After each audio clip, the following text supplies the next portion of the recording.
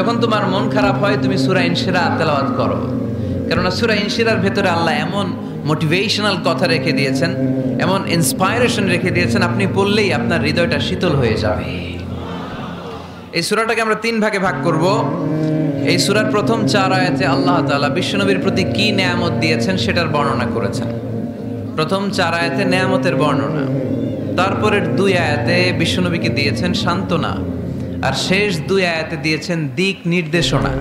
খেয়াল করে শুনেন, প্রথম 4 আয়াতে তিনি দিয়েছেন নেয়ামতের বর্ণনা, পরের 2 আয়াতে তিনি দিয়েছেন আমার প্রিয় নবীকে সান্ত্বনা, আর শেষ 2 আয়াতে তিনি বিশ্বনবীকে দিয়েছেন নির্দেশনা। দেখি মনে রাখতে পেরেছেন কিনা? প্রথম 4 আয়াতে নেয়ামতের বর্ণনা, পরের 2 আয়াতে সান্ত্বনা, শেষ 2 আয়াতে দিক নির্দেশনা। তার মানে প্রথম 4 আয়াতে মার্সি এন্ড দ্য বাউন্টিজ, পরের 2 আয়াতে condolence and consolation, and finally শেষ 2 আয়াতে গাইডলাইন। তো আসুন আমরা দেখি কি সান্ত্বনা দিল, কি নিয়ামতের বর্ণনা দিল। আল্লাহ বললেন, আলাম নাশরাহ লাকা সাদরাক, নবী হে, আমি কি আপনার হৃদয়কে উন্মোচিত করে দেইনি? আমি কি আপনার বক্ষদেশকে প্রশস্ত করার মাধ্যমে সত্যকে আপনার সামনে তুলে ধরিনি? বিল ঈমান ও বিনূরিল কোরআন, কোরআনের নূর দিয়ে আর ঈমান দিয়ে আপনার হৃদয়টারে প্রশস্ত করে দিয়েছে কে? ফামাই ইউরিদিল্লাহু আন ইয়াহদিয়াহু ইয়াশরাহ সাদরাহু লিল ইসলাম। যাকে আল্লাহ হেদায়েত দিতে চায়, যাকে আল্লাহ হেদায়েতের পথের পথিক বানাতে চায়, তার জন্য, ইসলামের জন্য তার হৃদয়টাকে আল্লাহ খুলে দেন।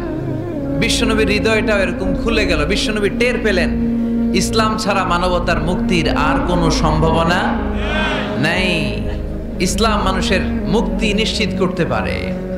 ইসলাম দিয়ে এই ঘুণে ধরা সমাজকে ঠিক করা যাবে। ইসলামকে যদি প্র্যাকটিস করা না যায়, তাহলে এই মজুদদারির যে সমস্যা বাংলাদেশে চলছে, এটাকে বন্ধ করা যাবে না। ইসলাম থেকে প্রেসক্রিপশন না নিলে চাঁদাবাজি বন্ধ হবে না, টেন্ডারবাজি বন্ধ হবে না, শুধু দুদকের অফিস থেকে বসে বসে দুর্নীতি দমন করা যাবে না। এজন্য ইসলাম থেকে প্রেসক্রিপশন নিতে হবে। আল্লাহ তাআলা বললেন, আলাম নাশরাহ লাকা সাদরাক, নবী হে, ইসলামের জন্য আপনার হৃদয়টাকে কি আমি খুলে দেইনি? সত্য কি আপনার সামনে আমি তুলে ধরিনি? আপনাকে আমি আলাম নাজআলকা আহলাল হিম্মা, আপনার কি হিম্মতওয়ালা আমি বানাইনি? ইসলাম যখন আপনার হৃদয়ে ক্লিয়ার, আপনি বিশাল শক্তির সামনে দাঁড়িয়ে হাজার মানুষের সামনে ইসলামের পক্ষে কথা বলবেন, আপনি কাউরে ভয় পাবেন না। চিল্লায় বলেন ঠিক কিনা? এজন্য আল্লাহ বললেন, আলাম নাশরাহ লাকা সাদরাকা ওয়া ওয়াদা'না আনকা বিজরাকাল্লাযী আনকাদা যাহরাক ওয়া রাফা'না লাকা যিকরাক। সুবহানাল্লাহ পড়েন। নবী, আপনার হৃদয়টাকে আমি ইসলামের জন্য প্রশস্ত করে দিয়েছি। আপনি একেবারে সুনিশ্চিতভাবে বুঝতে পেরেছেন, জানতে পেরেছেন যে মানব সমস্যার সমাধান আছে শুধু ইসলামের ভেতরে। কিসের ভেতরে? এজন্য আমাদেরকে ইসলাম মানতে হবে। কি মানতে হবে? ইসলাম মানবো কতক্ষণ দেহে প্রাণ থাকে? ইসলাম মানবো কোনখানে? সবখানে। উত্তর দেন, ইসলাম মানবো কতক্ষণ দেহে প্রাণ থাকে? ইসলাম মানবো কোনখানে? রাজি আছেন নাকি ভাগাভাগি করবেন? কিছু ইসলাম, কিছু মন মতো। মসজিদ, মাহফিল, মাদ্রাসা ইসলাম, আর গোটা দুনিয়াটা মন মতো। এরকম ভাগাভাগি করা যাবে না। খবরদার। ইসলাম মানবতার মুক্তির সোপান। বিশ্বনবী এটা নিশ্চিত হলেন। বিশ্বনবীর হৃদয়টারে উজালা করে দিল কে? আলাম নাশরাহ লাকা সাদরাক, হে নবী, আপনার হৃদয় কি আমি খুলে দেইনি? হৃদয় খুলে দেয়া মানে হৃদয়ের মধ্যে হিম্মত তৈরি করে দেয়া। সাইয়েদনা মুসা আলাইহিস সালাম এই দোয়াটা আল্লাহর কাছে করেছিলেন, রব্বি ইশরাহলি সাদরি ওয়া ইয়াসসিরলি আমরি, আল্লাহ আমার কাজ সহজ করেন, আমার হৃদয়টারে আপনি খুলে দেন। সাইয়েদনা মুসা আলাইহিস সালাম আল্লাহর কাছে চেয়েছেন আল্লাহ যেন হৃদয় খুলে দেয়, কিন্তু আমার নবী চাওয়ার আগেই আমার নবী হৃদয়টারে খুলে দিয়েছে কে? আল্লাহ। আবার অনেক মুফাসসিরিনে ইকরাম বলেছেন এখানে শারহে সাদর দ্বারা শাক্কু সাদর উদ্দেশ্য, মানে সিনা চাক। আমার নবীর জীবনে পুরো জিন্দেগিতে 3 বার সিনা চাক হয়েছিল। কয়বার? সিনা চাক মানে বক্ষ বিদীর্ণ করা, ইংরেজিতে বলে ওপেন হার্ট সার্জারি। কি বলে? আপনাদের এই এলাকায় কারো হয় নাই? শুনছেন না এটা? ওপেন হার্ট সার্জারি, গলা থেকে নাভি পর্যন্ত একেবারে কেটে ফেলে। বিশ্বনবীকে এবার 3 বার এভাবে ওপেন হার্ট সার্জারি করা হয়েছে একবার, যখন বিষ্ণু ঈসা ইসলাম বনু সাদ গোত্রে ছিল তখন, দ্বিতীয়বার যখন কোরআন নাজিল হবে তার আগ দিয়ে তখন, 3 নম্বরে বিষ্ণু ঈসা ইসলামকে যখন ঊর্ধ্ব জগতের অনেক দামি দামি জিনিস দেখানো হবে ওই মেরাজ রজনীর সময়টাতে, তখন কোন সুবহানাল্লাহ। বিষ্ণু বললেন, আমি উম্মে হানির ঘরে শুয়েছিলাম, আমাকে ছাদ 2 ভাগ করে ছাদের উপর দিয়ে নিয়ে হাতিমে কাবাতে শুইয়ে দেয়া হলো, গলা থেকে নাভি পর্যন্ত ছিঁড়ে ফেলা হলো, আমার হৃদয়টাকে বের করে জমজমের পানি দিয়ে ক্লিন করা হলো, আমার হৃদয়ে জ্ঞান, আমার হৃদয়ে ঈমান আর প্রজ্ঞা দিয়ে পরিপূর্ণ করা হলো। অনেক মুফাসসিরিন ইকরাম বলেছেন, আলাম নাশরাহ লাকা সাদরাক মানে হচ্ছে, হে নবী আমি কি আপনার বক্ষ বিদীর্ণ করি নাই? কেউ কেউ বলেছেন এটা দ্বারা উদ্দেশ্য হচ্ছে বিশ্বনবীর বক্ষ বিদীর্ণ করার মধ্য দিয়ে বিশ্বনবীকে আল্লাহ তাআলা ব্রড মাইন্ডেড বানিয়েছেন। সুবহানাল্লাহ পড়েন। বিশ্বনবী কি ন্যারো মাইন্ডেড ছিলেন? কি ছিলেন? জোরে বলেন, আরো জোরে। ব্রড মাইন্ডেড, উদার, আকাশের মতো বিশাল, সাগরের মতো বিশাল, পাহাড়ের মতো সুউচ্চ ছিল বিশ্বনবীর হৃদয়, ঠিক কিনা? শুধু মুমিনদের জন্যই বিশ্বনবীর হৃদয়ে মায়া ছিল না, কাফেরদের জন্য মায়া ছিল। সুবহানাল্লাহ পড়েন। রাহমাতাল লিল আলামিন, আমার নবী কি ছিল? সবাই বলেন, ওমা আরসালনাকা ইল্লা রাহমাতাল লিল আলামিন। I have sent you as a mercy for the entire universe. নবী হে, আমি আপনাকে গোটা বিশ্বের সবার জন্য রহমত করে প্রেরণ করেছি। রাহমাতাল লিল আলামিন, আল্লাহ এখানে চাইলে বলতে পারতেন রাহমাতাল লিল মুসলিমিন, নবী আপনি শুধু মুসলিমদের জন্য রহমত, এটা বলছে? নবী আপনি শুধু মুত্তাকিদের জন্য রহমত, বলছে? চাইলে বলতে পারতেন নবী আপনি শুধু রাহমাতাল লিল মুসাল্লিন, যারা মসজিদে যায় মুসল্লি নামাজ পড়ে তাদের জন্য রহমত, বলেছে? কি বলছে? রাহমাতাল লিল আলামিন, I have sent you as a mercy for the entire universe, গোটা বিশ্বের জন্য আপনি রহমত। সুবহানাল্লাহ পড়েন। সবার জন্য রহমত, সবার জন্য হৃদয় দিল দরিয়া। এজন্য তিনি ছিলেন ব্রড মাইন্ডেড, কখনো মানুষের ক্ষতি করতে চাইতেন না। এমনকি যুদ্ধের ময়দানে যেখানে আপনি প্রতিপক্ষকে আঘাত করবেন সেখানেও বিশ্বনবী ক্ষয়ক্ষতিকে মিনিমাইজ করার ট্রাই করতেন। তিনি যখন খায়বার দুর্গে আক্রমণ করবেন তার মিলিটারিকে, বিষ্ণু ঈসা ইসলাম মিলিটারিকে 5 ভাগে ভাগ করতেন, 5 ভাগে ভাগ করতেন। কি কমান্ডার ছিলেন তিনি! এক ভাগের নাম মুকদ্দামাতুল জাইশ, ফ্রন্ট উইং, ডান দিকে একটা থাকতো মাইমানা, বায়ে একটা থাকতো মাইসারা, মাঝখানে যে ব্যাটালিয়ন থাকতো এটার নাম কালব, পেছনেরটার নাম খালফ। সুবহানাল্লাহ পড়েন। এজন্য বিশ্বনবী যখন অ্যাটাক করতেন তখন সবাই বলতো যা আল মুহাম্মদ ওয়াল খামিস, মুহাম্মদ তার 5 উইং এর ব্যাটালিয়ন নিয়ে আমাদের উপর আক্রমণ করেছে। যুদ্ধের ময়দানে তিনি ঘোষণা দিতেন, খবরদার, এই যে ইহুদিদের উপর আক্রমণ করবা, যুদ্ধ করবা, কোন নারীদের গায়ে হাত তুলো না, শিশুর গায়ে হাত তুলো না, বৃদ্ধ বৃদ্ধার গায়ে হাত তুলো না, খ্রিস্টান পাদ্রী বাবা যারা আছে, ফাদার অফ ক্রিশ্চিয়ান, পাদ্রীদের গায়ে হাত তুলো না, যুদ্ধ করতে যে গবাদি পশু মেরো না, গাছপালাগুলো ভেঙো না। সুবহানাল্লাহ কইতে মনে চায় না? গেছে যুদ্ধ করতে, গেছে কি, কিন্তু ক্ষয়ক্ষতি মিনিমাইজ করার জন্য কি চেষ্টা করতেন! কি রহমতের নবী! সবাইকে সম্মান করতেন, সবাইকে মানুষ হিসেবে দেখতেন। আমরা ভাগ করে ফেলি, আমরা দেখা মাত্রই যদি দেখি মাথায় টুপি আর দাড়ি, তখনই ভাবা শুরু করি এটা কার মুরিদ? কি সরসিনার মুরিদ, না চরমনায়ের মুরিদ, না আটরশির মুরিদ, না অমুক জায়গার মুরিদ? অথবা আমরা বলতে শুরু করি কি জামাত করে, না খেলাফত মজলিস করে, না ইসলামী আন্দোলন করে, না তাবলীগ করে। ভাগাভাগি আছে না নাই? কিন্তু আমরা তাকে মানুষ হিসেবে দেখি না। আগে দেখতে হবে মানুষ। আপনার চোখ দিয়ে যা দেখবেন এগুলো মানুষ, এগুলো সবাই মানুষ। বিশ্বনবী মানুষ হিসেবে সবাইকে ট্রিট করতেন। সাহাবাদেরকে নিয়ে বিশ্বনবী বসে আছেন, একটা লাশ নিয়ে যাওয়া হচ্ছে, লাশ দেখে বিশ্বনবী দাঁড়িয়ে গেলেন। সাহাবারা বললেন, ইয়া রাসূলুল্লাহ আপনি দাঁড়ালেন যে? ইন্নাহু ইয়াহুদি, এটা ইহুদির লাশ। ইন্নাহু ইয়াহুদি, এটা তো ইহুদির লাশ, বসেন, দাঁড়ালেন যে? বিশ্বনবী বললেন, আওয়ালাইসাত নাফসান, এটা কি মানুষ না? সুবহানাল্লাহ পড়বেন না? আওয়ালাইসাত নাফসান, হোক না ইহুদি, হোক না খ্রিস্টান, হোক না আস্তিক আর নাস্তিক, এটা কি মানুষ নয়? সে মানুষ। সবার উপরে মানুষ সত্য, তাহার উপরে নাই। মাখলুকাতের মধ্যে সবচাইতে বেশি শ্রেষ্ঠতম হচ্ছে মানুষ। বিশ্বনবী সবাইকে মানুষ হিসেবে ট্রিট করতেন। এজন্য বিশ্বনবী হচ্ছেন সবচেয়ে বেশি ব্রড মাইন্ডেড, মানে খোলা মনের, বড় মনের, দিল দরিয়া, ন্যারো মাইন্ডেড ছিলেন না। আমরা ন্যারো মাইন্ডেড, আমরা অল্পতে ঝগড়া বাঁধিয়ে দিই, আমরা অল্পতে অন্যকে গালমন্দ করি, আমরা অল্পতে ভাগাভাগি করি। ভাগাভাগি করবেন না, সহজ করে ইসলামকে উপস্থাপন করুন। আর দিন ও ইউসরুন লা উসরা ফি। আমার প্রিয় ফরিদপুরের ভাইয়েরা, দিন সহজ, এটার মধ্যে কাঠিন্যতা নাই। আমরা এটারে কঠিন বানাইছি। আমি প্রায় বিভিন্ন মাহফিলে বলি যে আল্লাহ ছাড় দেয় কিন্তু মাওলানা ছাড় দেয় না। আছে না নাই? আল্লাহ ঠিকই ছেড়ে দিয়েছে। মৌলভী ছাড় দেয় না। বিশ্বনবী সাহাবাদেরকে নিয়ে বসা এক বেদুইন এসে মসজিদের ভিতরে উট ঢুকায় দিছে, মসজিদে নববীতে, আর মসজিদের মাঝখানে বসে পেশাব করা শুরু করে দিচ্ছে। আপনাদের এখানে ফরিদপুরের সবচেয়ে বড় মসজিদ কোনটা? কি নাম? এই কেন্দ্রীয় জামে মসজিদের ভিতরে যদি এক হিন্দু ঢুকে পেশাব শুরু করে কি করবেন? হ্যাঁ, ওই কয় কোবাইলাম। তো আবেগে ওরে পিটানো শুরু করবে সবাই। সাহাবারাও তাই শুরু করলেন, মারতে উদ্ধত হলেন। বিশ্বনবী বললেন, এই রাখো রাখো, ওরে পেশাব করতে দাও, পেশাব করতে দাও। এর কারণ কেউ যখন ইউরিন পাস করে, স্টুল পাস করে, তখন এটা তাকে ধীরে সুস্থে করতে দিতে হয়।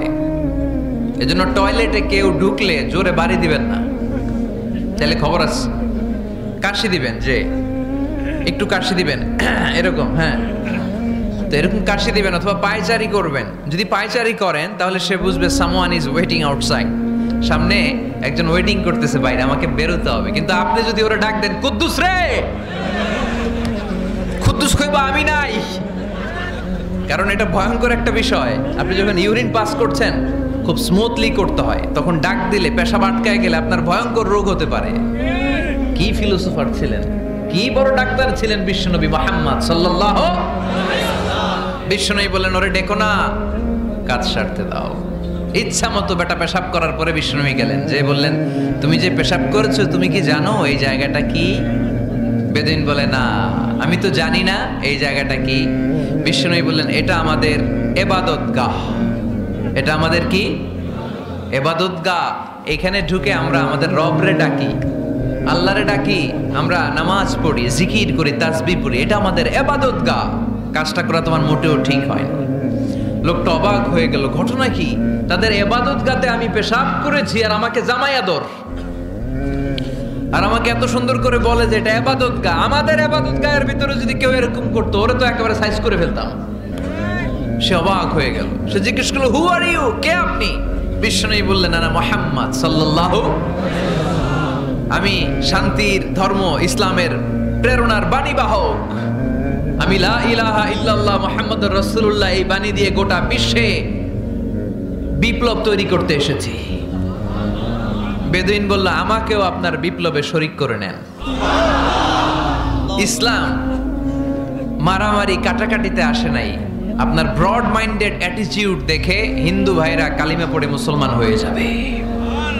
এজন্য আল্লাহ বললেন, আলাম নাশরাহ লাকা সাদরাকা ওয়া ওয়াদা'না আনকা বিজরাক আল্লাযী আনকাদা যাহরাক ওয়া রাফা'না লাকা যিকরাক। সুবহানাল্লাহ পড়েন।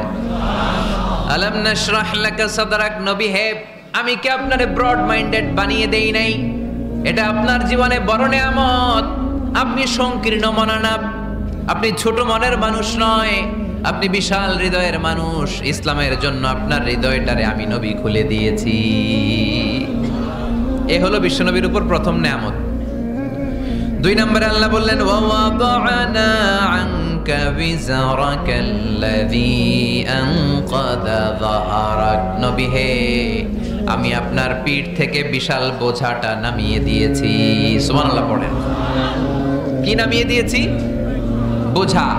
উত্তর করতে হবে, রেসপন্স। এটা তাফসীর মাহফিল, এটা হচ্ছে ক্লাসের মতো, যে কথা বলে শিক্ষক আর আমরা সবাই ছাত্র, ঠিক কি না? বোঝা নামিয়েছি নবী। কি নামিয়েছি? তাফসীরে 2টা এসেছে। বিজরুন মানে বোঝা, বিজরুল যাম পাপের বোঝা, আর একটা হচ্ছে বিজরুল গাম চিন্তার বোঝা। বিশ্বনবীর কোনো পাপ নাই, বিশ্বনবীর সব কিছুকে মাফ করে দিয়েছে কে?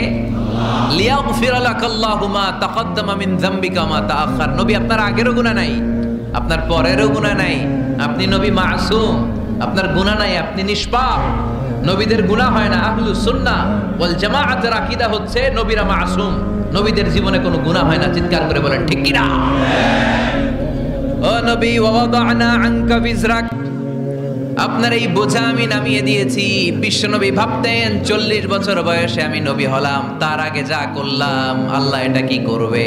আল্লাহ বলে, নবী আপনার আগের গুনাহ, পরের গুনাহ, গুনাহ বলতে কিছুই নাই, সবই মাফ, সব মাফ। তারপরেও আমার নবী বলতেন, আল্লাহে লা আস্তাগফিরুল্লাহ ওয়া আতুবু ফিল ইয়াউম আকসার মিন 70 মাররা। আমি এমন নবী যার কোনো গুনাহই নাই, আগের গুনাহও নাই, পরের গুনাহও নাই, তারপরেও আমি নবী প্রতিদিন 70 বারেরও বেশি তওবা আর ইস্তেগফার পড়ি। আমাদের জন্য শিক্ষা। তাহলে আল্লাহ বললেন, ওয়াদানা আনকা বিজরাক, পাপের বোঝা আমি নামিয়ে দিলাম। বিশ্বনবীর কোনো পাপ নাই, পাপ মুক্ত। তাফসিরে 2 নম্বরে এসেছে বিজরুল গাম, চিন্তার বোঝা। বিশ্বনবী সব সময় আমাদেরকে নিয়ে চিন্তা করতেন। কাকে নিয়ে চিন্তা? কথা বলেন। আমাদেরও চিন্তা আছে না নাই? কিসের চিন্তা? হ্যাঁ, টাকার চিন্তা। ফরিদপুরের ভাইদের টাকার চিন্তা। আর কিসের চিন্তা আপনাদের? হ্যাঁ, উম্মতের চিন্তা। মাশাআল্লাহ, এই ভাই উম্মতকে নিয়ে ভাবে। আপনাদের আর কার কি নিয়ে চিন্তা বলেন? পেটের চিন্তা। এদিকে পাওয়া গেছে পেটের চিন্তা, এদিকে বউয়ের চিন্তা, কবরের চিন্তা। আর কিসের চিন্তা? আখিরাতের চিন্তা। তো আমাদেরও চিন্তা আছে, বিশ্বনবীরও চিন্তা ছিল। 2 চিন্তা কি এক? বিশ্বনবীর কাঁধে তো পুরা উম্মার জিম্মাদারি। কিয়ামত পর্যন্ত যারা পৃথিবীতে আসবে সবার জন্য বিশ্বনবী কাঁদতেন। এই আওয়াজ করে কে? এদিকে কি হয়েছে? ওরে বসায় দেন। বিশ্বনবীর গোটা উম্মাহ নিয়ে চিন্তা। সব নবীকে আল্লাহ তাআলা একটা করে দোয়া দিয়েছিলেন আর বলেছিলেন, নবী একটা স্পেশাল দোয়া করার সুযোগ তোমাদেরকে দিলাম, ওই দোয়া করলেই কবুল হয়ে যাবে। কিন্তু সুযোগ পাবা জীবনে কয়বার? সবাই বলেন কয়বার? সব নবী কয়টা করে পাইছে? সব নবী তাদের দোয়াগুলো দুনিয়াতেই করে ফেলেছে। বিশ্বনবী বলেন, লিকুল্লি নবিয়্যিন দাওয়া মুস্তাজাবা। এই দুনিয়াতে সব নবীদের একটা করে মুস্তাজাবুদ দাওয়া আছে। আল্লাহ বলেছে, ও নবী একটা করে স্পেশাল দোয়া করার সুযোগ পাবা, দোয়াটা করা মাত্রই কবুল করে নেব। বিশ্বনবী বললেন, এই পৃথিবীর বুকে যত নবী রাসূল দুনিয়ায় এসেছে সব নবীরা তাদের স্পেশাল দোয়া দুনিয়ায় করে ফেলেছে, ইল্লা আনা, কিন্তু আমি করি নাই। বিশ্বনবী বললেন, ওয়া ইন্নী আখতাবিউ দাওয়াতি শাফাআতান লিউম্মতি ইয়াউমাল কিয়ামাহ। আমি আমার স্পেশাল দোয়াটা করি নাই। আমার স্পেশাল দোয়াটা আমি আমার গুনাহগার উম্মতকে বাঁচানোর জন্য কিয়ামত পর্যন্ত রেখে দিয়েছি। আমরা যেদিন বিপদে পড়ে যাব, যেদিন আমার আব্বা আমারে চিনবে না, আমি আমার আব্বারে চিনব না, নেতা তার কর্মীরে চিনবে না, কর্মী নেতারে চিনবে না, ঠিক কি না? পীর সাহেব মুরিদরে চিনবে না, মুরিদ পীর সাহেবরে চিনবে না, স্বামী তার স্ত্রীরে চিনবে না, স্ত্রী তার স্বামীরে চিনবে না।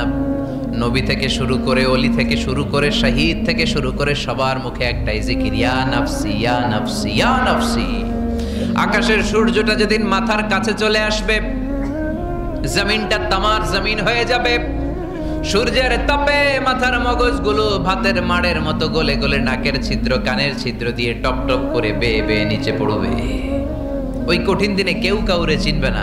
বিষ্ণু বললেন, ওই দোয়াটা আমি দুনিয়ায় করি নাই। আমি বদরের যুদ্ধে মার খেয়েছি, উহুদের যুদ্ধে দাঁত ভেঙেছি, আমি না খেয়ে পেটে পাথর বেঁধেছি। আমি যদি ওই দিন দোয়া করতাম, আল্লাহ দোয়া কবুল করে নিত, জান্নাতি খাবার দিয়ে দিত, আমার মায়ের খাওয়া লাগতো না, তায়েফে আমার রক্ত ঝরতো না, দোয়া করলেই কবুল। কিন্তু ওই দোয়াটা আমি দুনিয়ায় করি নাই। ওই দোয়াটা আমার জন্য, আপনার জন্য, আমাদের জন্য বিশ্বনবী জমা রেখে দিয়েছে। এজন্য বিশ্বনবীর চিন্তা আর আমাদের চিন্তা এক চিন্তা না। বিশ্বনবীর পুরা উম্মতের চিন্তা, কিয়ামত পর্যন্ত যত মানুষ আসবে সবাই আমার উম্মত, না জানি তাদের নসিবে কি হয়ে যায়। এই চিন্তার বোঝা বিশ্বনবীকে কাবু করে ফেলেছিল। আল্লাহ বললেন, নবী নো টেনশন, কোনো টেনশন নাই। আপনার এই চিন্তার বোঝাকে আপনার পিঠ থেকে আমি আল্লাহ নিজ দায়িত্বে সরিয়ে নিলাম। এজন্য আল্লাহ বললেন আলাম নাশরাহ লাকা সাদরাকা ওয়া ওয়াদা'না আনকা বিজরাক আল্লাযী আনকাদা যাহরাক। যেই চিন্তার বোঝা আপনাকে কষ্ট দেয়, যেই চিন্তার বোঝা আপনারে পেরেশান করে তোলে, আপনার পিঠ থেকে ওই চিন্তার বোঝা নবী আমি সরিয়ে নিলাম। কি দিয়ে সরিয়ে নিল? কোরআনের আলো দিয়ে। আওয়াজ করে বলতে হবে, কি দিয়ে? বিশ্বনবী মক্কায় দেখতেন মূর্তির পূজা হয়, আল্লাহর ঘরের ভিতরে 360টা মূর্তির পূজা। বিশ্বনবী দেখতে পেলেন দুর্বলের উপরে সবলের অত্যাচার, বিশ্বনবী দেখতে পেলেন নারীদেরকে অত্যাচার করা হয়।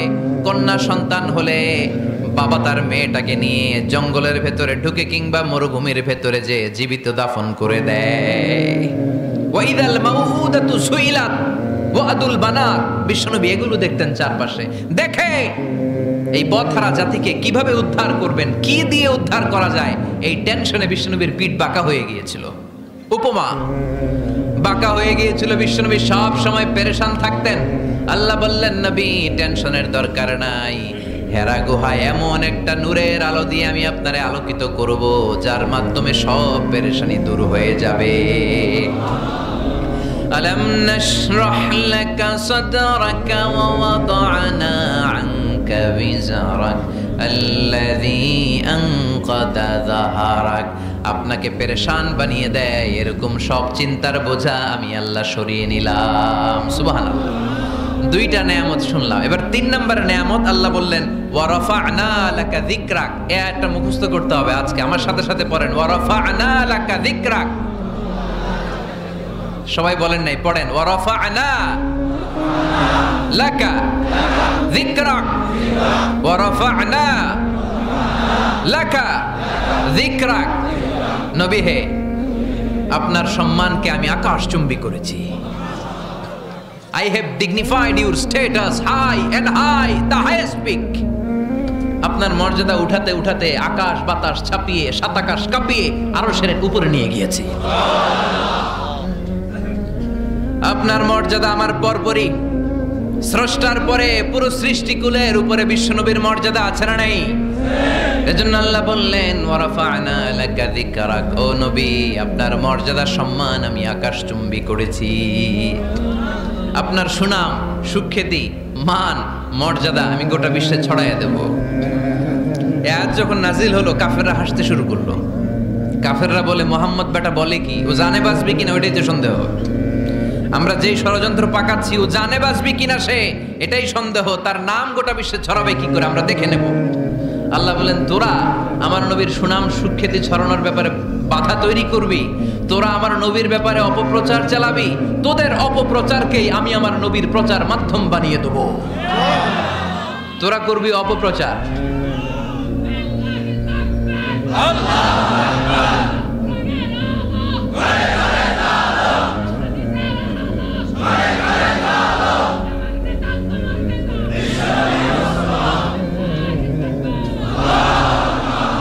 তোদের অপপ্রচারকে আমি আমার নবীর জন্য প্রচার মাধ্যম বানিয়ে দেব। এরকম অনেক সময় হয় না যে কেউ কেউ অপপ্রচার করে কারো বিরুদ্ধে, এটা তার জন্য প্রচার হয়ে যায়। কেউ অপপ্রচার চালায়, আল্লাহর মেহেরবানিতে ওইটা তার পাবলিসিটি হয়ে যায়। তার আলাদা করে প্রচার বিভাগের টিম তৈরি করা লাগে না, তার বিরোধীরাই তার প্রচার বিভাগের কাজে নেমে পড়ে। বিশ্বনবী বললেন, তোরা, আল্লাহ বললেন, তোরা আমার নবীর সুনাম সুখ্যাতিকে থামাবি, তোদের মাধ্যমে আমি বিশ্বনবীর সুনাম সুখ্যাতি গোটা বিশ্বে বুলন্দ করে দেব। আবু জাহেল ঘোষণা দিল, খবরদার, হজের মৌসুম, হাজী সাহেবরা গোটা বিশ্ব থেকে আসবে, আমার দলের কর্মীরা, তোরা যেটা করবি সেটা হচ্ছে হাজীদের কাছে যে বলবি মক্কায় নতুন এক পাগল আসছে, নতুন এক জাদুকর আসছে, নাম মুহাম্মদ। নাউজুবিল্লাহ পড়বেন না? খবরদার হাজী সাহেবেরা, এই পাগলের কাছে যেও না। সব হাজিরা গোটা বিশ্ব থেকে এসে মক্কার মিনা প্রান্তরে তাঁবুর ভিতরে ঢুকেছে, আর আবু জাহেলের টিম মেম্বাররা সব তাঁবুর ভিতরে উকি মাইরা কয়, খবরদার, নতুন পাগল আইছে। সবাই কয়, নাম কি? কয়, মুহাম্মদ। নতুন পাগল এসেছে, নাম মুহাম্মদ। নতুন জাদুকর এসেছে, তার নাম মুহাম্মদ। খবরদার, তার কাছে যেও না, তার কথা শোনো না, শুনলে তোমরাও পাগল হয়ে যাবা। তোমরাও পাগল হয়ে যাবে। সে এত বড় জাদুকর, মুহাম্মদ সাল্লাল্লাহু আলাইহি ওয়াসাল্লাম এত বড় জাদুকর, তার জাদু দেখলে, তার কথা শুনলে হাজবেন্ড ওয়াইফের মধ্যে সম্পর্ক বিচ্ছিন্ন হয়ে যায়। সে এত বড় জাদুকর, তার কথা শুনলে বাবা আর ছেলের সম্পর্ক ছিন্ন হয়ে যায়। সে এত বড় জাদুকর, তার কথা শুনলে বন্ধু বন্ধু আলাদা হয়ে যায়। খবরদার হাজী সাহেবরা, তোমরা হজ করতে এসেছো করো, জমজমের পানি খাও আর খেজুর নিয়ে যাবা বাড়িতে, কিন্তু মুহাম্মদ সাল্লাল্লাহু আলাইহি ওয়াসাল্লামের কাছে যাওয়া যাবে না। আচ্ছা আপনারা বুঝে শুনে উত্তর দেন। এই যে লক্ষ লক্ষ হাজি মিনার তাবুতে বসা, আর আবু জাহেলের লোকটা যে বলল নতুন জাদুকরের নাম মোহাম্মদ, তার কাছে যেও না, এই লক্ষ লক্ষ হাজিরা এর আগে জীবনেও মুহাম্মদ সাল্লাল্লাহু আলাইহি ওয়াসাল্লামের নাম শুনছে? তার মানে মুহাম্মদ সাল্লাল্লাহু আলাইহি ওয়াসাল্লামের নাম তাদের কানে পৌঁছে দেওয়ার দায়িত্ব আবু জাহেল নিজেই নিয়ে নিয়েছে। চিল্লায় কোন ঠিক কিনা? অপপ্রচার প্রচার হয়ে গিয়েছে। আর সবাই মনে মনে ভাবে, কয় কি এত বড় জাদুকর, হজ করি আর না করি এর না দেখা যাওয়া যাবে না। হজ তাড়াতাড়ি কোন রকম সাইরা এই জাদুকরের কাছে আগে যাব, দেখি কেমন জাদু দেখায়, দেখি কত বড় ম্যাজিশিয়ান, দেখি তো কত বড় পাগলের। কারণ আল ইনসানু হারিসুন আলা মা মুনিআ, মানুষকে যেটা নিষেধ করা হয় বেশি মানুষ এটা করতে চায়। যদি বলি ওদিকে যাবি না, ওর বাপের কিরা ওদিকে যাবে, ঠিক কিনা? এটা আমাদের স্বভাব, আমাদের খাসলা, আমাদের বৈশিষ্ট্য। যেটা আমাদেরকে নিষেধ করা হয় বেশি ওটা করতে মন চায়। সব হাজিরা মনে মনে ভাবলো আমরা যাব যাব, তোরা যতই বলিস না কেন যাব যাব, হজের পরে অবশ্যই যাব। দেখা গেল হজের পরে বিশ্বনবী মুহাম্মদুর রাসূলুল্লাহ সাল্লাল্লাহু আলাইহি ওয়াসাল্লামের বাড়ির সামনে বিশাল বড় গ্যাদারিং শুরু হয়েছে। সবাই লাইন ধরে দেখা করতে গেছে। দেখা করতে যে বিশ্বনবীর চেহারা দেখে প্রথম নজরে সব পাগল। চাঁদের চেয়ে সুন্দর তুমি নবী আমার কামলিওয়ালা, চাঁদের চেয়ে সুন্দর তুমি নবী আমার কামলিওয়ালা, দু জাহানের বাদশা তুমি প্যারা নবী সাল্লাল্লাহু আলা, দু জাহানের বাদশা তুমি প্যারা নবী সাল্লাল্লাহু আলা, চাঁদের চেয়ে সুন্দর তুমি নবী আমার কামলিওয়ালা। সুবহানাল্লাহ পড়েন। এত সুন্দর চেহারা, বিষ্ণু ঈসা ইসলামের চেহারার মতো এরকম চেহারার মানুষ পৃথিবীতে আছে? দ্বিতীয়টা, অনেকে বলে সাইয়েদনা ইউসুফ আলাইহিস সালামের চেহারা নাকি বেশি সুন্দর। সুন্দর ঠিক, কিন্তু আমার নবীর চাইতে বেশি নয়। বিষ্ণু বলতেন আনা মালিহুন ওয়া আখি ইউসুফু সাবিহুন, আমার ভাই ইউসুফ হচ্ছে সাবিহ, সাবিহ মানে সাদা সুন্দর ধবধবে, আর আমি হচ্ছে মালিহ, মালিহ মানে এসেছে মিলহন থেকে, মিলহন মানে লবণ, মানে লাবণ্যময় সুন্দর। আমার ভাই ইউসুফ নবী সাদা সুন্দর, আমি লাবণ্যময় সুন্দর। কোনটার দাম বেশি? লাবণ্যময় সুন্দরের দাম বেশি। সাইয়েদনা ইউসুফ আলাইহিস সালামের চেহারা দেখে মিশরের মেয়েরা লেবু কাটতে যে বা কমলা কাটতে যে, আনার কাটতে যে, কমলা কাটতে যে আঙ্গুল কেটে ফেলেছিল। কোরআন তার সাক্ষী। ওয়া কাত্তা'না আইদিয়াহুন। আম্মাজান আয়েশা রাদিয়াল্লাহু তাআলা আনহা যখন এই ঘটনা শুনেছেন, তিনি মিশরের মেয়েদেরকে ডাক দিয়ে বলেছেন, ও মিশরের মেয়েরা, তোমরা ইউসুফ নবীর সৌন্দর্য দেখে লেবু কাটতে যে আঙ্গুল কেটেছ, আমার স্বামী প্যারা নবী মুহাম্মদ রাসূলুল্লাহর চেহারা যদি তোমরা দেখতা, তাহলে লেবু কাটতে যে আঙ্গুল নয়, কলিজাটা কেটে টুকরা টুকরা করে দিতা। আবার আম্মা জান আয়েশা বলতো, লাকুম শামসুন ওয়া লানা শামসুন, তোমাদের জন্য একটা সূর্য আছে, কিন্তু আমি আয়েশার জন্য আলাদা একটা সূর্য আছে। তোমাদের সূর্যটা প্রতিদিন সকালবেলা পূর্ব আকাশে উদিত হয়ে গোটা দুনিয়াটারে আলোকিত করে দেয়, আর আমার সূর্যটার নাম হলো মুহাম্মদ সাল্লাল্লাহু আলাইহি ওয়াসাল্লাম। মসজিদে নববীতে এশার নামাজের পরে আমার সূর্যটা আমার ঘরে উদিত হয়। তোমাদের সূর্য সকালবেলা পূর্ব আকাশে উঠে গোটা দুনিয়াটারে আলোকিত করে, আমার সূর্য মুহাম্মদ এশার নামাজের পরে আমার ঘরের ভেতরে যখন উকি দেয়, আমার পুরো ঘরটারে আলোকিত করে দেয় কে? এত সুন্দর চেহারা ছিল, ওনার চেহারার নূর দিয়ে হারানো সুই খুঁজে পেয়েছে বিশ্বনবীর স্ত্রীরা। চিল্লায় করে আল্লাহু আকবার। বিশ্বনবীর চেহারার সৌন্দর্যের সাথে কারো সৌন্দর্যের কোনো মিল হবে? No comparison with our beloved prophet Muhammad sallallahu alayhi wasallam. Whether it's the fitness, whether it's the appearance, whether it's the status, no comparison with our prophet. It এটা ফিটনেসের দিক থেকে হোক, এটা চেহারার সৌন্দর্যের দিক থেকে হোক, এটা কণ্ঠস্বরের ঝংকারের দিক থেকে হোক, সম্মান আর মর্যাদার দিক থেকে হোক, আমার নবীর সম্মানের ধারে কাছেও সম্মান পৃথিবীর কারো হতে পারে না। চিল্লায় বলেন ঠিক কিনা? এজন্য আল্লাহ বললেন ওয়ারাফা'না লাকা যিকরাক, নবী আপনার সম্মান বাড়াতে বাড়াতে আমি আকাশচুম্বী করেছি। লোকজন সব যে বিশ্বনবীর দরবারে লাইন ধরেছে, হাজিরা সব বিশ্বনবীর কাছে যে চেহারা দেখেই কুপকার, বাকি জিনিস তো পরে। অনেকে আছে না, চেহারা দেখলেই মানুষ পাগল হয়ে যায়, আছে না নাই? চেহারা দেখেই পাগল, চেহারা দেখেই পাগল। তারপর তারা মিলাতে লাগলো। মিনার তাবুতে আবু জাহেলের কর্মীরা ঘোষণা দিয়েছিল এলাকায় মুহাম্মদ নামে পাগল এসেছে। তারা মিলায়ে দেখে না, এই মহামানব কোনোদিন পাগল হতে পারে না, কারণ পাগলের চুলগুলো থাকে উস্কো খুস্কো, ঠিক কিনা? আমার নবী সাল্লাল্লাহু আলাইহি ওয়াসাল্লামের চুল উস্কো খুস্কো ছিল? কত সুন্দর চুল আঁচড়ে রাখতেন, জাইতুনের তেল দিতেন, আতর ঢেলে মাথার শীতের মধ্যে ঢেলে দিতেন, কপাল বেয়ে বেয়ে পড়তো, আর যেখানে সেজদা দিতেন সেজদার জায়গা আতরের ঘ্রাণে আমোদ হয়ে যেত। হাতের তালুতে পারফিউম মাখতেন, আর মানুষের সাথে মুসাফা করলে যার সাথে মুসাফা তার হাতের সাথে নবীর ব্যবহৃত পারফিউমের ঘ্রাণ ছুটে যেত। এত পরিচ্ছন্ন ছিলেন তারা। বিশ্বনবীর চেহারার সাথে আবু জাহেলের বক্তব্যের মিল খুঁজে পায় না। তারা বলে না, এই লোক কখনো পাগল হতে পারে না। পাগলের চুল থাকে উস্কো খুস্কো, জামা থাকে ছিঁড়া ফাড়া, গায়ের মধ্যে থাকে ময়লা। পাগল কখনো দাঁত মাজে না, কিন্তু বিশ্বনবীর মুচকি হাসির ফাঁক দিয়ে দাঁতের দিকে তাকালে মানুষগুলো সব পাগল হয়ে যায়। স্মাইল দিতেন বিশ্বনবী, স্মাইল, মুচকি হাসি, তাবাসসুম। বিশ্বনবীর মুচকি হাসি দেখলে মানুষ পাগল হয়ে যেত, পাগল পড়া হয়ে যেত। তারা বলে না না, এ মহামানব তো কখনো পাগল হতে পারে না।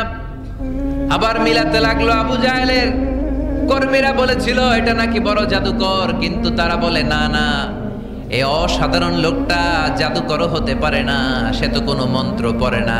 জাদু করার জন্য মন্ত্র পড়ার দরকার আছে না নাই? বিষ্ণুনবী কি মন্ত্র পড়তো? বিষ্ণুনবী কি পড়ে শোনাতো? চিল্লায় বলেন, কি পড়ে শোনাতো? কোরআন শোনাতো। এত সুন্দর কণ্ঠ ছিল বিশ্বনবীর, পাগল হয়ে যেত মানুষ শুনতে শুনতে, পাগল পড়া হয়ে যেত, বিমুগ্ধ হয়ে যেত। তারা সবাই বলতে আরম্ভ করলো, আবু জাহেল তুমি মিথ্যাবাদী, তবে তোমাকে ধন্যবাদ এরকম একটা মানুষের সাথে পরিচয় করিয়ে দেওয়ার জন্য। সুবহানাল্লাহ কইলেন না? আমরা মেনে নিতে পারলাম না সে পাগল নয়, জাদুকর নয়, সে হলো এই জামানার পয়গাম্বার। আমরা পড়ে নিলাম লা ইলাহা ইল্লাল্লাহু মুহাম্মাদুর রাসূলুল্লাহ সাল্লাল্লাহু আলাইহি ওয়াসাল্লাম। রাফা'না লাকা যিকরাক, নবী হে এইভাবে আমি আপনার সম্মানকে বাড়িয়েছি। হাইসুমা যুকিরতু যুকিরতা মাই, নবী যেখানে আমার নাম নেওয়া হবে আমার পর পর আপনার নামও নেওয়া হবে। পড়েন সুবহানাল্লাহ। যেখানে আমার আল্লাহর নাম তারপরে আমার নবীর নাম আছে না নাই? কালিমার ভেতরে লা ইলাহা ইল্লাল্লাহ আমার আল্লাহর নাম শোভা পায়, তারপরে মুহাম্মাদুর রাসূলুল্লাহ দ্বিতীয় বাক্যে আমার নবীর সুন্দর নামটা আছে না নাই?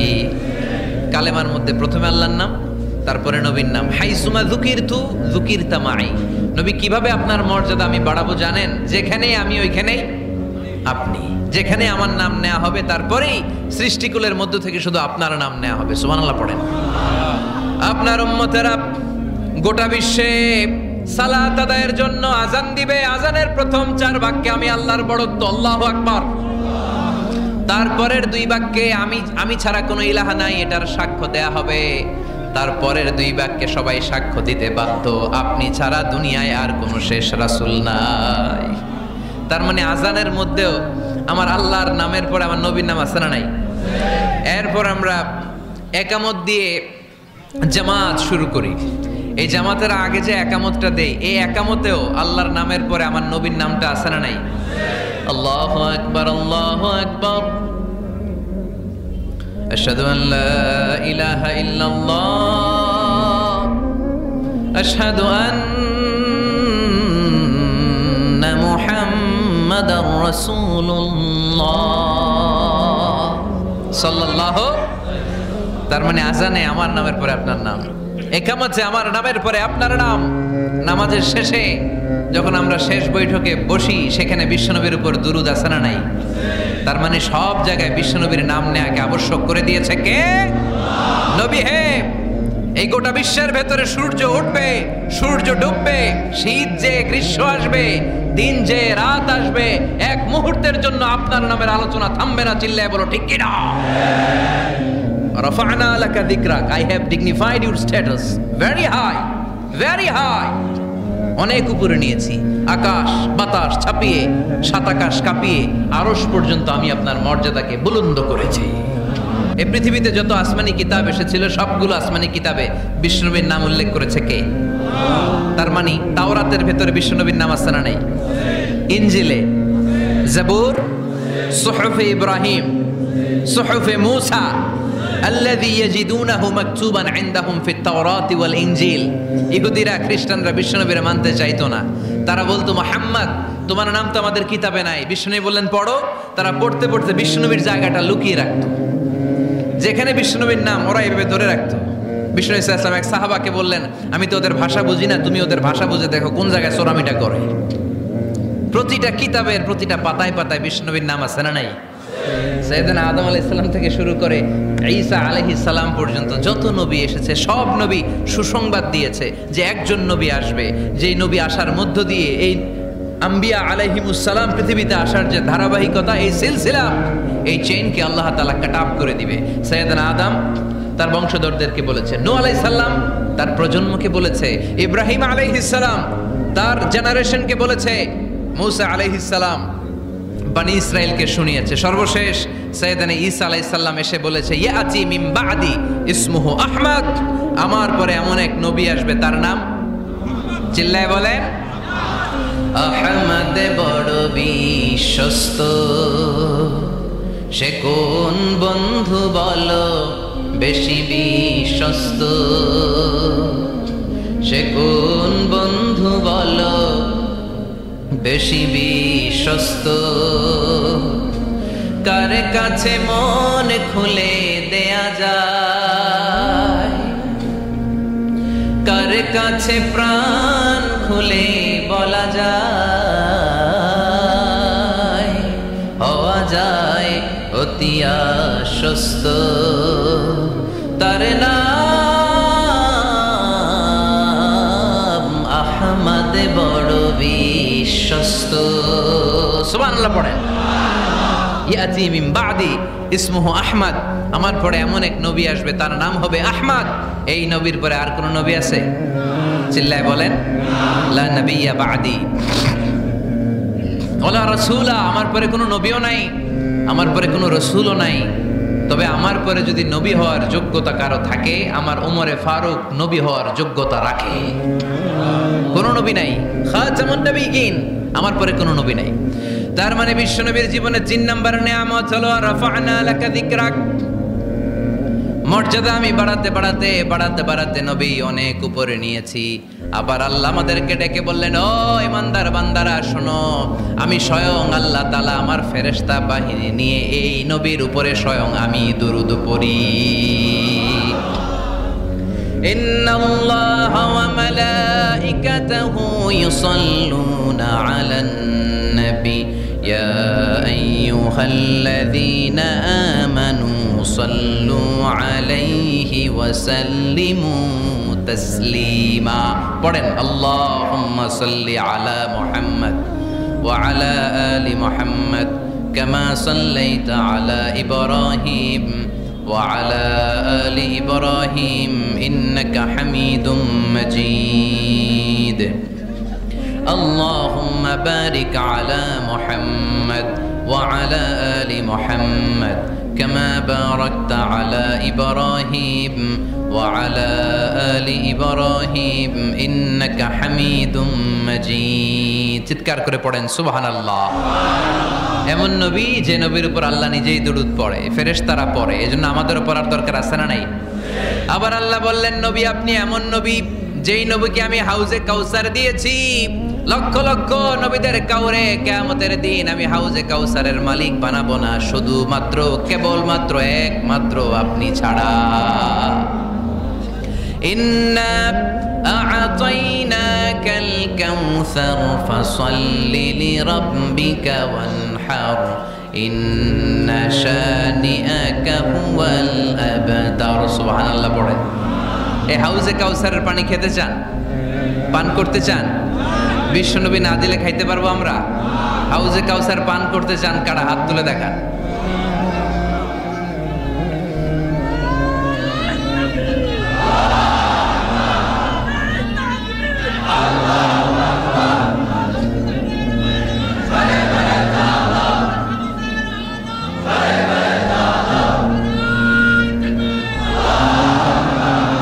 আহলা মিনাল আসাল, হাউজে কাউসারের পানি মধুর চেয়েও মিষ্টি। আবরাদু মিনাস সাল, বরফের চাইতেও ঠান্ডা। আবিয়াদু মিনাল লাবান, দুধের চাইতেও সাদা। মান শারিবা মিনহা শারবাতান লাম ইয়াজমা আবাদা, এক ঢোক হাউজে কাউসারের পানি যে খাবে চিরকালের জন্য তার গলার তৃষ্ণা মিটে যাবে। ওই হাউজে কাউসার বিশ্বনবীকে দিয়ে বিশ্বনবীর মর্যাদা বাড়িয়েছে কে? আবার আল্লাহ বললেন, নবী, পৃথিবীর অনেক নবীকে আমি নৈতিক বিজয় দান করেছি, কিন্তু সবাইকে আমি রাজনৈতিক বিজয় দান করি নাই। আপনাকে আমি এমন নবী করে দুনিয়ার বুকে পাঠিয়েছি, আপনাকে আমি নৈতিক বিজয় দান করেছি, পাশাপাশি রাজনৈতিক বিজয়ও দান করেছি। সুবহানাল্লাহ। বিশ্বনবী একাধারে যেমনি মসজিদে নববীর ইমাম ছিলেন, পাশাপাশি মদিনার রাষ্ট্রের প্রেসিডেন্ট ছিলেন, ঠিক কিনা? তার মানে ইমাম বা নেতা এমন হওয়া দরকার যে নামাজও পড়াতে পারে, আবার সমাজও শাসন করতে পারে, ঠিক কিনা? এমন নেতার দরকার আছে না নাই? এজন্য বিশ্বনবী বললেন, রব্বি আদখিলনি মুদখালা সিদকিন ওয়া আখরিজনি মুখরাজা সিদকিন ওয়াজআলনি মিন লাদুনকা সুলতানান নাসীরা। ও আল্লাহ, আপনি আমারে সত্যতার সাথে মক্কায় রাখেন, বের করলেও সত্যতার সাথে বের করেন, আর আপনি আমাকে বিজয়ী শক্তি দান করেন। বিজয়ী শক্তি, রাজনৈতিক শক্তি বিশ্বনবী আল্লাহ তাআলার কাছ থেকে দোয়া করে চেয়ে নিয়েছেন। চিল্লায় বলেন ঠিক কিনা? রাজনৈতিক শক্তির দরকার আছে না নাই? দরকার আছে? তা আস্তে করে বললেন কেন? রাজনৈতিক শক্তি থাকার দরকার আছে না নাই? দেখেন, বাংলাদেশ সৃষ্টি হয়েছে কত সালে বলেন? কত সাল? বাংলাদেশের বার্থডে কবে? 1971-এ। এই 71 সালের পর থেকে আমাদের বাংলাদেশে সুদ আছে না নাই? কিন্তু সুদের বিরুদ্ধে ওয়াজ আছে না নাই? আলেম ওলামারা আজীবন সুদের বিরুদ্ধে ওয়াজ করছে। আমরা ওয়াজ আগে করতাম, এখন করতেছি, সামনেও করব, মাগার সুদ মরবে না। এর কারণ যেটা আইন করে প্রণয়ন করা হয় ওইটা ওয়াজ করে মারা যায় না, ওইটারে আইন করে নষ্ট করতে হয়। চিল্লায় বলেন ঠিক কিনা? আমি সারা জীবন সুদের বিরুদ্ধে ওয়াজ করলে সুদ যাবে না, কিন্তু দেশনেত্রী মাননীয় প্রধানমন্ত্রী যদি কালকে ঘোষণা দেয় বাংলাদেশের কোনো ব্যাংকে ব্যাংকিং ফিনান্সিয়াল ট্রানজ্যাকশনে কোনো সুদ চলবে না, তার পরের দিন থেকে বাংলাদেশে কোনো সুদ থাকবে না। চিল্লায় বলেন ঠিক কিনা? এজন্য সাইয়েদনা ওমর ফারুক বলতেন, ইন্নাল্লাহা লা ইয়াযাউ বিল কুরআন মা ইয়াযাউ বিস সুলতান। আল্লাহ মাঝে মাঝে ক্ষমতার মাধ্যমে এমন কিছু করে যেটা আল্লাহ কোরআনের মাধ্যমেও করে না। চিল্লায় বলেন ঠিক কিনা? কালকে যদি ঘোষণা হয়ে যায় 5 ওয়াক্ত নামাজ যদি না পড়া হয় 5 বেদ। কয় বেদ? চেয়ারম্যান না পড়লে চেয়ারম্যানের পিছনে 5 বেদ, এমপি না পড়লে এমপির পিছনে 5 বেদ। কথা বলেন? মাননীয় প্রধানমন্ত্রী যদি এটা ঘোষণা দিয়ে দেয় যে কালকে থেকে নামাজ না পড়লে 5 বেদ, এটা সবার জন্য এই আইন। একটা বেনামাজি খুঁজে পাওয়া যাবে? সব কই দৌড়াবে মসজিদে, অজু থাকলেও দৌড়, না থাকলেও দৌড়। কারণ মায়ের উপরে কোনো ওষুধ আছে? কথা বলেন? কারণ মায়েরে ভিটামিন আছে, মায়েরে কি আছে? এজন্য ইন্নাল্লাহা লা ইয়াযাউ বিল কুরআন মা ইয়াযাউ বিস সুলতান। মাঝে মাঝে আল্লাহ ক্ষমতা দিয়ে এমন কিছু করে যেটা মাঝে মাঝে আল্লাহ কোরআন দিয়েও করে না। এজন্য অনেক নবীকে নৈতিক বিজয় দান করলো। বিশ্ব নবীকে শুধু নৈতিক বিজয় নয়, পাশাপাশি রাজনৈতিক বিজয়ও দান করেছে কে? তিনটা নিয়ামতের ঘোষণা দিয়ে আল্লাহ বললেন, আলাম নাশরাহ লাকা সাদরাকা ওয়া ওয়াদা'না আনকা বিজরাক আল্লাযী আনকাদা যাহরাক ওয়া রাফা'না লাকা যিকরাক। পড়েন সুবহানাল্লাহ। নবী হে, আপনার মর্যাদা আমি অনেক বাড়িয়েছি। আপনার কথা শুধু মুসলমানেরাই বলে না, হিন্দুরাও বলে, আছে না নাই? গতকাল এক হিন্দু ভাই আমার হাতে হাত রেখে শাহাদা বাক্য পাঠ করে গাজীপুরে মুসলমান হয়ে গেছে। বিশ্বনবীর কথাগুলো যখন তারা শোনে, তারা নিজেদেরকে ধরে রাখতে পারে না। আপনারা মহাত্মা গান্ধীর নাম শুনেছেন? তিনি ভারতের অবিসংবাদিত নেতা। বিশ্বনবীর ব্যাপারে কমেন্ট করেছেন যে এরকম নেতা পৃথিবীতে আর দ্বিতীয়টা কখনো হবে না। মহাত্মা গান্ধী কি মুসলমান না হিন্দু? গোটা বিশ্বের খ্রিস্টানরা বিশ্বনবীকে নিয়ে এখন মাতোয়ারা। মাইকেল এইচ হার্ট খ্রিস্টান, একটা বই লিখে গোটা বিশ্ব কাঁপিয়েছেন, দি 100 ranking of the most influential people and person in the world. পৃথিবী কাঁপানো 100 জন মনীষীর জীবনী নিয়ে একটা বই তিনি করেছেন।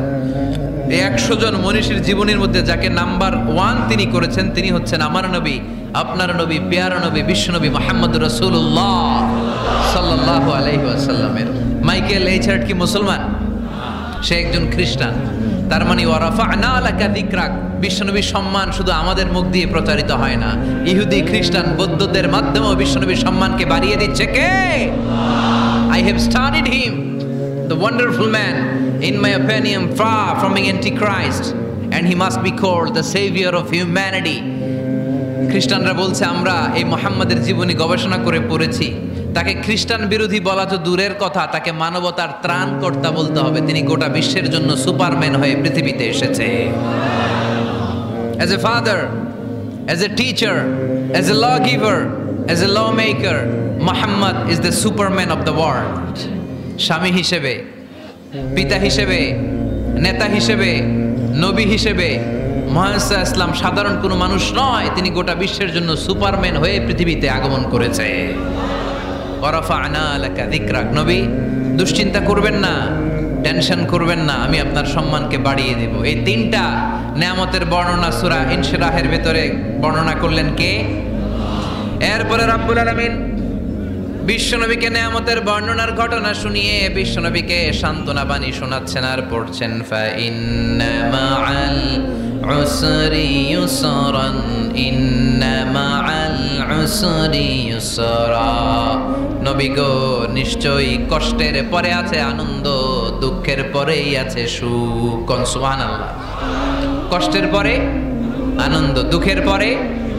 The struggle isn't permanent in our life. দুঃখ কষ্ট এটা আমাদের জীবনে পার্মানেন্ট না, এটা সাময়িক। আচ্ছা আওয়াজ করে উত্তর দেন তো, এক বছরে কয়দিন আপনাদের ফরিদপুরে? কয়দিন? 365 দিন।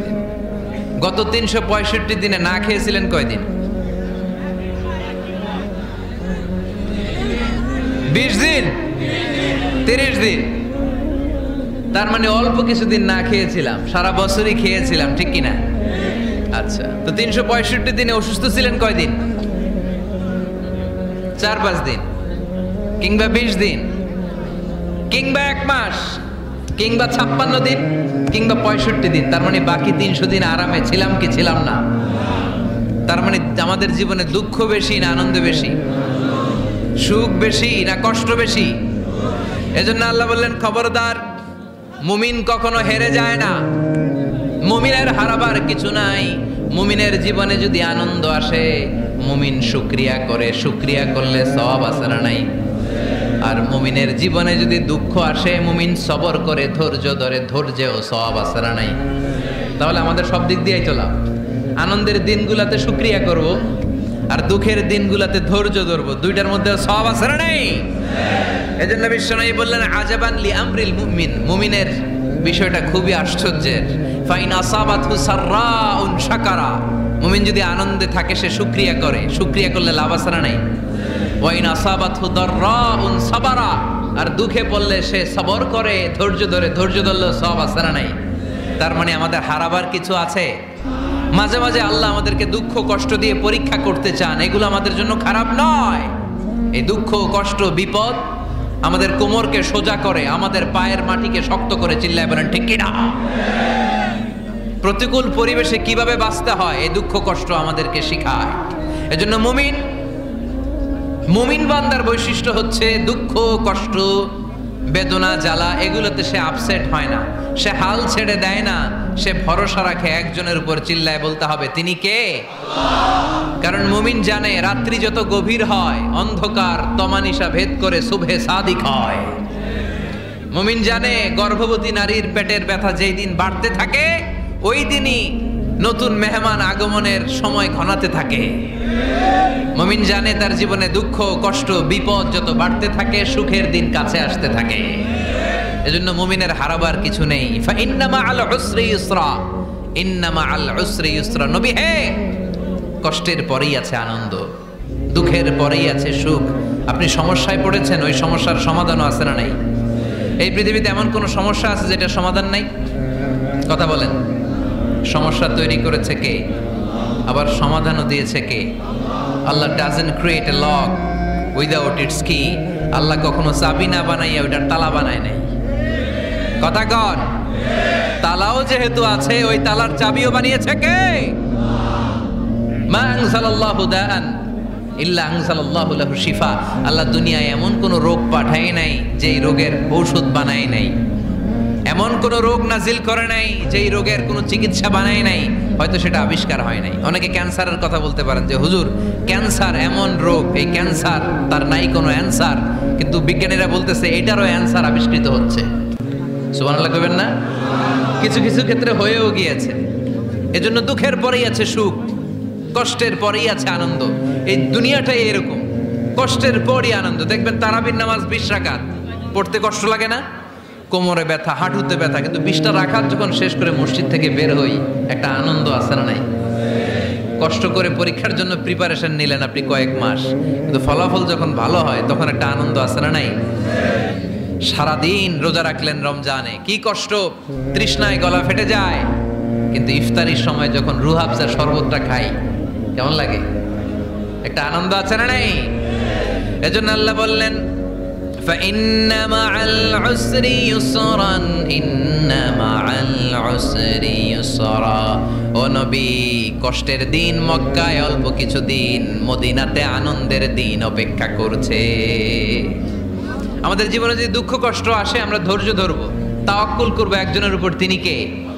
কারণ আমরা বিশ্বাস করি কষ্টের দিন এটা চিরকালের জন্য নয়, সামনে আনন্দের দিন আমাদের জন্য সেট করে রেখেছে কে? তাহলে আমরা সূরাতুল ইনশিরাহ থেকে 3টা নিয়ামতের বর্ণনা শুনলাম, বিশ্বনবীকে কি সান্ত্বনা দেয়া হলো সেটা শুনলাম। এবার 2টা গাইডলাইন শুনে তাফসীর আমরা শেষ করব। শুনতেছেন? কষ্ট হচ্ছে তো ওঠা বসা করতেছেন কেন? উঠলেন কারা কারা? শেষ করে দিব? দোয়া করে দেই। কি গাইডলাইন দিলেন শুনবেন? কে কে শুনবেন না হাত তোলেন।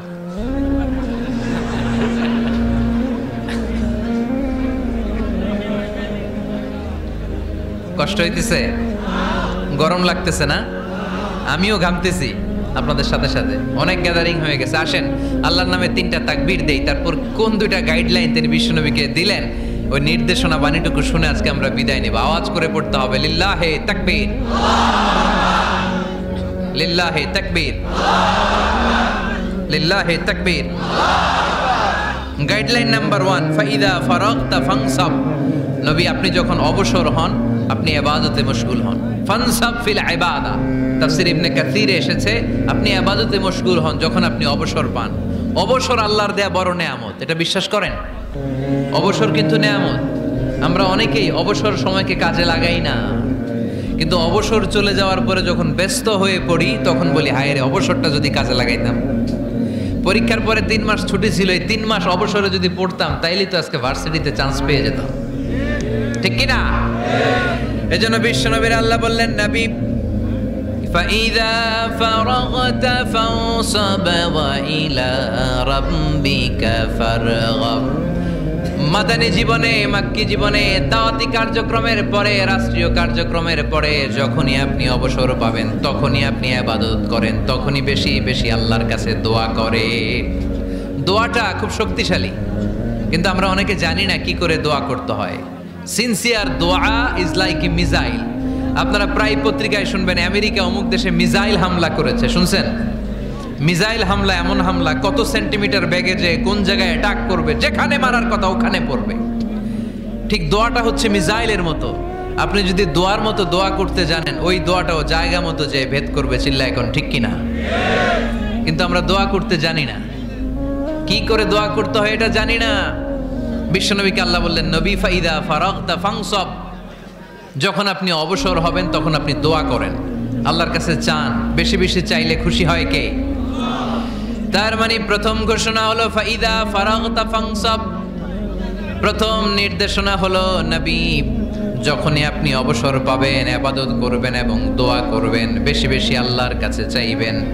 2 নাম্বার দিক নির্দেশনা হলো ওয়া ইলা রাব্বিকা ফারগাব, সব সময় আপনি আপনার আল্লাহর দিকে মনোনিবেশ করবেন। বিপদে পড়লে ডাকবো কারে?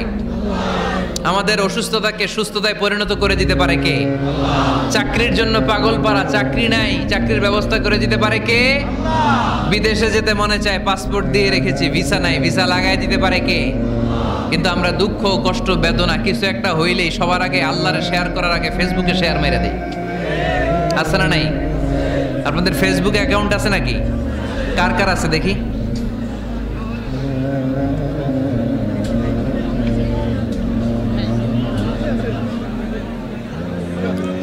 আছে আছে। এটার জন্য আমরা ভালো কাজে লাগাই, ঠিক কিনা?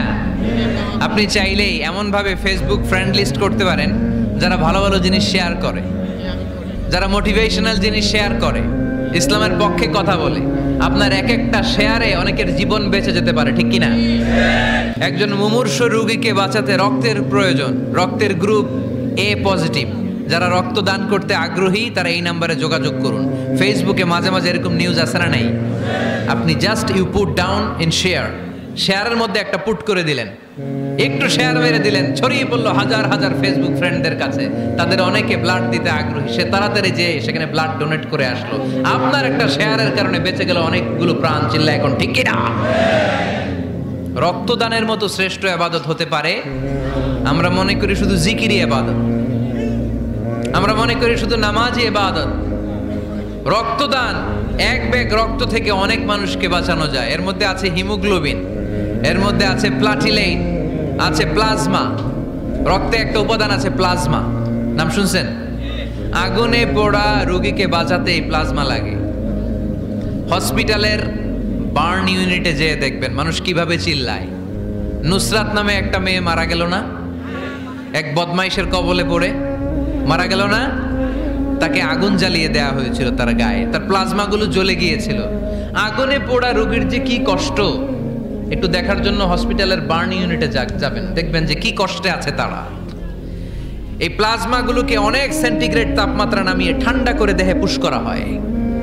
আপনার এক ব্যাগ রক্ত থেকে প্লাজমা আলাদা করা হবে, প্লেটলেটস আলাদা করা হবে, হিমোগ্লোবিন আলাদা করা হবে, শ্বেতকণিকা, লোহিত কণিকা আলাদা করে অনেকগুলো মানুষ বেঁচে যাবে। এজন্য ফেসবুক থাকাটা দোষের কিছু না, তবে ভালো কাজে আমরা ব্যবহার করব, ঠিক কিনা? আপনার ফেসবুক শেয়ারিং আপনার জান্নাতি বানাতে পারে, আর আপনার ফেসবুক শেয়ারিং আপনার জাহান্নামের লাকড়ি বানাতে পারে। চিল্লায় বলেন ঠিক কিনা? So the decision is yours, সিদ্ধান্ত আপনাকে নিতে হবে আপনি কিভাবে করবেন। যে কোনো বিপদে ওয়া ইলা রাব্বিকা ফারগাব, কোনো দিকে মনোনিবেশ না করে কার দিকে মনোনিবেশ করব? যে কোনো বিপদ আপদ ফেসবুকে শেয়ার করার আগে শেয়ার করব কার কাছে? আমাদের যার যা লাগে আল্লাহ সবও যদি দিয়ে দেয়, আল্লাহর ধনভাণ্ডারের 1 ইঞ্চিও কমবে? হাদিসে কুদসিতে আল্লাহ বললেন, লাউ আন্না আউওয়ালাকুম ওয়া আখিরাকুম ওয়া ইনসাকুম ওয়া জিন্নাকুম, পৃথিবীর সব জিন, পৃথিবীর সব মানুষ বিশাল মরুভূমিতে দাঁড়িয়ে যদি আমার কাছে চাইতে শুরু করে, আল্লাহ এটা দাও, ওটা দাও, ওটা দাও, আমি আল্লাহ তোমাদের সব চাহিদাও যদি মিটিয়ে দেই, আমি আল্লাহর ধনভাণ্ডারের 1 ইঞ্চিও কমবে না। এজন্য চাইবো কার কাছে?